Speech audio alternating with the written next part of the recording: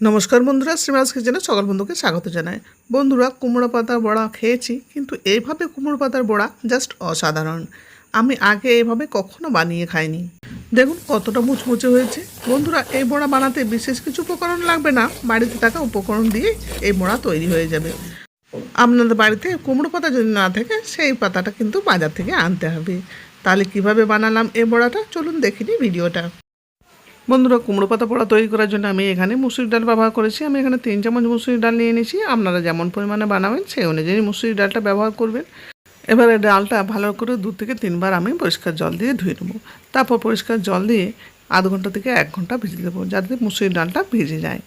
আর একদিকে বাগান থেকে আমি কয়েকটা কুমড়ো পাতা তুলে নিয়েছি। পাতাটা একটু বেশ বড়ই আছে। এই পাতাতে পেছন দিকে যে শিরাটা আছে, সেই শিরাটা এইভাবে ছাড়িয়ে নেবো। যে আঁশটা আছে ছাড়িয়ে নেবো, তাহলে কিন্তু পাতাটা নরম হয়ে যাবে। যখন আমি কুমড়ো পাতার বড়াটা গড়বো, তখন কিন্তু নরম পাতাটা হয়ে যাবে। এবার এগুলো পরিষ্কার জল দিয়ে ধুয়ে নিয়েছি এবং জল ঝরিয়ে নিয়েছি। বন্ধুরা, 1 ঘন্টা পর ফিরে এলাম। মুসুর ডালটা ভালো করে ভিজে গেছে। আপনারা মুসুর ডাল পরিবর্তে ছোলার ডালও ব্যবহার করতে পারেন। দেখুন, মুসুর ডালটা গ্রাইন্ডারে নিয়ে নিয়েছি, আর নিয়েছি কয়েকটা কাঁচা লঙ্কা আর অল্প আদা। যে যেমন ঝাল খাবেন সেই অনুযায়ী কাঁচা লঙ্কাটা দিয়ে নেবেন। দেখুন, আমি গ্রাইন্ড করে নিয়েছি। বেশ কিছুটা মুসুর দানা গোটা আছে, আমি অল্প একটু জল দিয়ে দিলাম। জলটা আমার একটু বেশি হয়ে গেল। দেখুন, এবার আমি গ্রাইন্ড করে ফিরে এলাম। আপনারা জলটা একটু কম দেবেন। আমি এবার একটা বড় পাত্রে মুসুরির ডাল বাটাটা ঢেলে নিলাম। গ্রাইন্ডার ধরা জলটাও দিয়ে দিলাম। 2 চামচ চালের গুঁড়ি, একটু মুচমুচে হবে বড়াটা। আর প্রয়োজন হলে আর একটু দেবো। আর দিয়ে দিলাম নুন, আর কালারের জন্য দিয়ে দিলাম হলুদ, আর 1/2 চামচ দিয়ে দিলাম জিরে গুঁড়ো।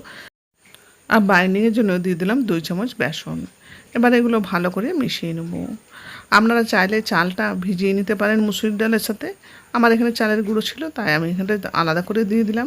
দেখুন, আমার একটু পাতলা পাতলা লাগছে। আমি চালের গুঁড়োটা আর 1 চামচ দিয়ে দেবো। বন্ধুরা, বাড়িতে চালের গুঁড়ি না থাকলে একটু আতপ চাল মুসুরির ডালের সাথে ভিজিয়ে দেবেন, তাহলে কিন্তু একই কাজ হবে। মুচমুচে বড়াগুলো তৈরি হবে। দেখুন, আমি ভালো করে মেখে নিয়েছি। এবার কুমড়ো পাতা একটা নিয়ে উল্টো দিক দিয়ে এবার বাটারটা লাগিয়ে দেবো। দেখুন, আমি এমনিভাবে লাগিয়ে দিচ্ছি পাতলা করে। নতুন বন্ধুরা আমার চ্যানেলে প্রথম ভিডিও দেখছেন, ভিডিওটি ভালো লাগলে চ্যানেলটি সাবস্ক্রাইব করে আমার পাশে থাকবেন, আর পাশে থাকা বেল বাটনটি অন করে দেবেন। তাহলে আগামী দিনে কোনো ভিডিও আপলোড করলে নোটিফিকেশান পৌঁছে যাবে সবার আগে আপনাদের কাছে। কুমড়ো পাতাগুলো বড় আছে, তাই একটু বড় বড়ই হচ্ছে।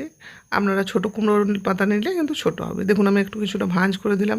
তারপর বাটারটা এরকমভাবে প্রত্যেকটা পাতাতে লাগিয়ে এভাবে মুড়ে দিলাম। যেটুকু অংশ আছে সেটুকু অংশ আমি বাটার লাগিয়ে দিলাম, তাহলে ওপরটা বেশ মুচমুচে হবে। আর এরকমভাবে প্রত্যেকটা পাতায় আমি ব্যাটারটা লাগিয়ে তৈরি করে নেবো কুমড়ো পাতার বড়াগুলো।